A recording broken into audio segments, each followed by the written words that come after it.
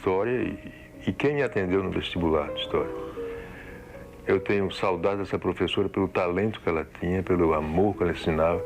Ela foi até a quem eu ofereci o primeiro dos meus livros. Foi a dedicatória, foi feita a professora. Meu capim de burro, né? Meu capim de burro. Olha aqui, meu capim de burro. Cadê meu capim de burro? Aqui, mostra aqui. Meu capim de burro tem uma coisa também maravilhosa, que é essa capa que fez do ex-senador Gilvan Rocha. Que era um artista, grande artista que era um plástico. grande artista plástico, pouca gente sabia disso, né? Depois do meu capim de burro, aí vem... A Barreira do Som. A Barreira do Som deles que ele fez para sua mãe. Dedicou para minha mãe, porque minha mãe pegava um livro, daqui a pouco, na segunda linha, ela já estava dormindo. Aí ele disse que ia fazer um livro que era A Barreira do Sono, para ver se ela conseguia ler sem dormir. Tempos de Casa Grande ele fez contando a história dos colegas dele do Banco do Brasil. Toda a trajetória. Esse aqui foi editado, inclusive, pela Fundação Banco do Brasil, se não me falha a memória. Não é?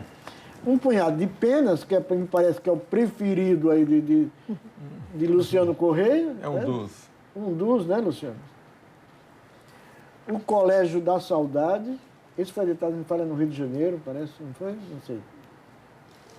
Colégio da Saudade. Pegou? Sobre o Colégio do E agora, e A Sala do Passado, me parece que foi o último livro publicado dele. Tem o das Cartas, que é dele também, né?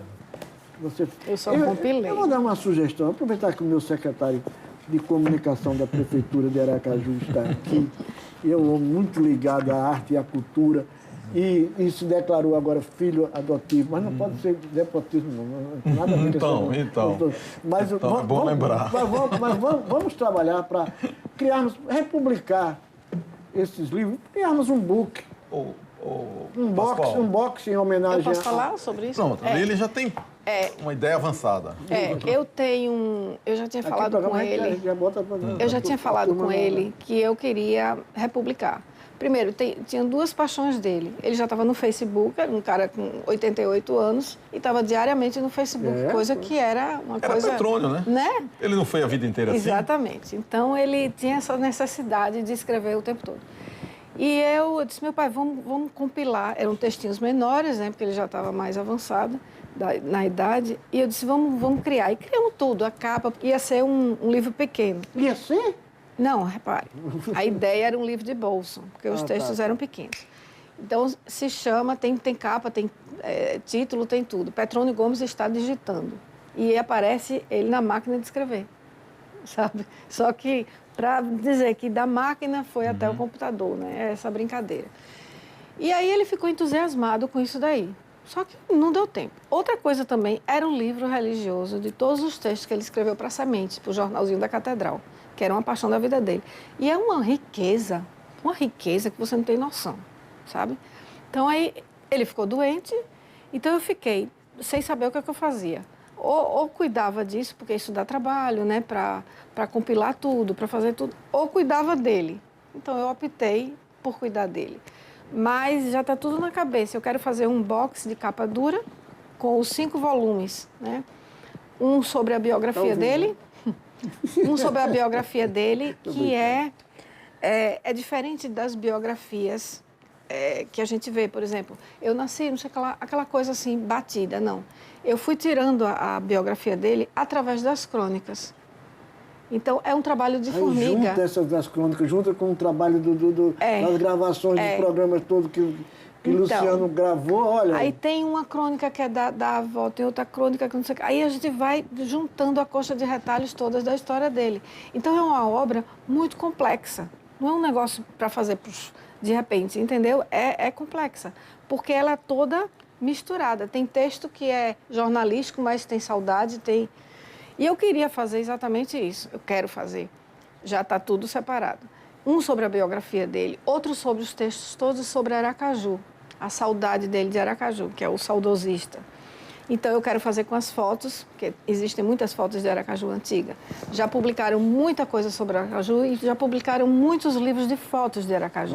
Agora, para o mês, é aniversário de Aracaju. Então, mas não tem ninguém que fale de Aracaju com tanta ternura, se colocando como personagem como meu pai.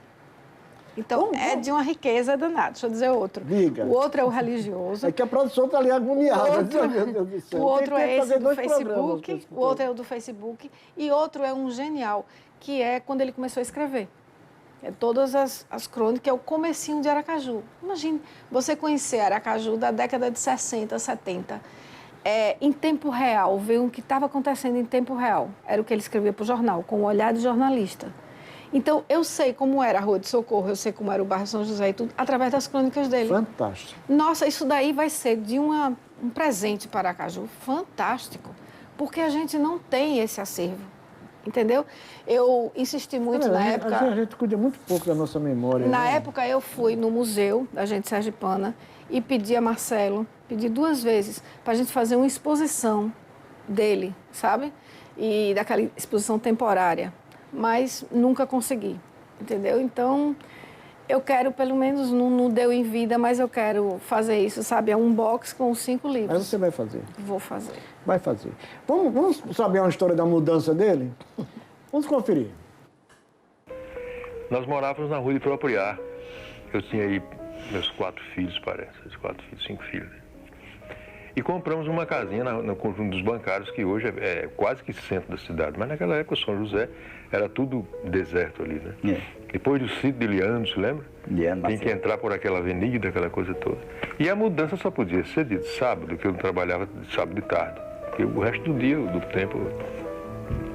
Então eu contratei um caminhão na rua da frente, coloquei os móveis no caminhão, mas já havia 2 pessoas na bulé do caminhão e eu fui em cima do caminhão. Eu era o dono da mudança.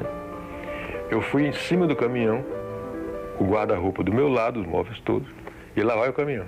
Porque o motorista não sabia onde era. Eu tinha que dizer ele onde era, para por essa rua, para outra. Quando eu cheguei na Praça da Bandeira, parou por causa do sinal, não me lembro o que. E tinha um colega meu no banco, na esquina, que vinha passando. Disse, Petrônio, quando está se mudando, eu digo não. Os móveis estavam lá em casa muito chateados, tristes, e eu estou dando uma volta com eles pela cidade para ver se eles melhoram. Depois eu levo tudo para casa outra vez. Esse rapaz deixou de falar comigo quase um mês. Ele era muito espirituoso.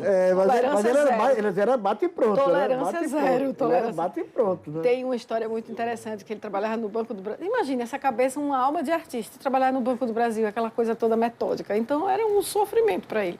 Ele trabalhava debaixo de uma escada que era um terror, debaixo de uma escada que ia para o primeiro andar. Ele passou um tempo ali fazendo não sei o quê. E aí, uma vez chegou ele com calor, estressado, né, e calado lá trabalhando. Aí chegou um cara e perguntou se o negócio lá era lá em cima. Ele disse, por onde sobe? Ele disse, pela escada. Ele fez, não, aliás, onde é que fica tal lugar? Ele disse, lá em cima. E por onde é que eu subo? Ele fez, olha, aí já vem pergunta besta. Aí ele, isso bem sério, sempre sério. E você pensa que ele está falando de verdade, né? Ele fez, olha, tem 2 maneiras. Ou você pode pegar essa escada e subir, ou então você pode pegar uma corda, lá em cima e subir pela corda. Aí o cara fica, o senhor está nervoso, né? Você pode ser. Tudo dele era assim. E ele conta isso com tudo sério, muito bom. Pronto, está produções que a gente não tem mais tempo. Muito assunto, né? Mas eu queria... Posso terminar lendo isso? Pode, por favor. Você quer para essa câmera aqui? Sei lá, Para qualquer essa câmera aqui. Ela fez aqui, vou abrir um parêntese, quando Deda faleceu, ela escreveu 1 minuto. Por 1 minuto. Por 1 minuto, em homenagem a Marcelo Deda, e a gente fez um programa aqui em homenagem a ele. E ela recitou isso olhando para aquela câmera naquele dia. E foi uma das coisas mais bonitas, já botei aqui várias vezes no programa, né? E agora, o papai, vamos lá. Falar dele é o mesmo que falar de um ídolo, de alguém que você admira muito e sabe que jamais vai conseguir ser igual a ele. Ele foi meu primeiro professor de inglês. Com ele aprendi os dias da semana, os meses do ano, as cores, os números, os pronomes. Foi meu primeiro professor de literatura, que recheou minha infância com revistinhas e livros inesquecíveis e me ensinou a gostar de ler e escrever. Foi meu primeiro professor de música, que acostumou meus ouvidos desde cedo à música de qualidade. Foi meu primeiro professor de religião que respondeu a todos os meus questionamentos, me tirou todas as dúvidas e aumentou a minha fé. Foi meu primeiro professor de Geografia e História, dono de uma cultura e uma memória invejável, que me ensinou sobre o Brasil e o mundo.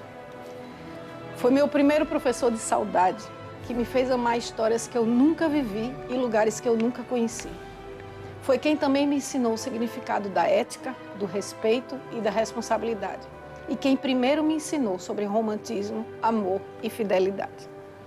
Difícil falar de uma pessoa tão culta e possuidor de uma inteligência tão brilhante. Difícil falar de um homem que era ao mesmo tempo professor, jornalista, radialista, cronista, pianista. Mas o mais fascinante para mim era saber que essa pessoa tão completa cabia todinha numa palavrinha bem pequena, talvez uma das primeiras que aprendi a pronunciar: pai. Meu pai sempre foi isso para mim, uma referência. Referência de responsabilidade, de seriedade, de inteligência, de cultura, de bom gosto musical, de integridade e de fé. Um homem de palavra, que honrava o que dizia. Um escritor nato, que amava as palavras e se valia delas para chegar ao âmago de todos os que se dispunham a ouvi-lo, seja qualquer que fosse o instrumento: cartas, livros, rádio, jornal, televisão, redes sociais. Por isso é também com palavras que quero me despedir dele, pois só as palavras têm acesso livre ao coração do outro. E só quem ama as palavras é capaz de ouvir e entender essa estranha linguagem do coração chamada saudade.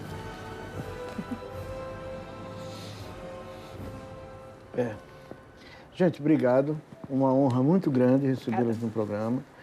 Eu queria dizer só que esse programa de hoje é um programa que, sabe, me dá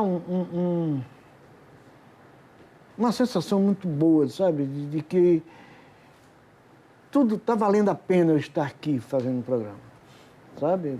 Está valendo a pena. Porque eu acho que esse trabalho que a gente faz aqui não é resgate, eu não gosto dessa palavra, né? Mas de a gente não esquecermos da gente, né? Da nossa gente, a gente precisa, para a gente se gostar mais. Eu digo sempre aqui, a gente não gosta daquilo que a gente não conhece. Não é? Meu pai dizia Como é que eu posso gostar da literatura de Petrônio se ninguém fala dele, se ninguém mostra ele, né? E eu acho que esse é o trabalho nosso como TV pública, não é isso, Luciano? Você queria falar? Não, depois disso, não. Eu acho que o programa encerra com esse belíssimo texto emocionado da Lilian. Eu quero dizer só da honra enorme, eu não sou de fazer isso, enorme de ter participado desse programa. Perdemos Petrônio, né? Um dia perderíamos, né? Mas agora cuidemos dessa extraordinária obra que ele deixou. Como, aliás, você já começou a cuidar e como a Lilian já vem fazendo há tanto tempo. É só isso. Obrigado por ter me dado a oportunidade aqui de lembrar dessa figura, que é como um pai para mim. Obrigada por esse carinho que você sempre teve por ele. Sexta-feira a gente está de volta, 7 da noite. Reprise agora é no sábado, 4 da tarde. Tchau.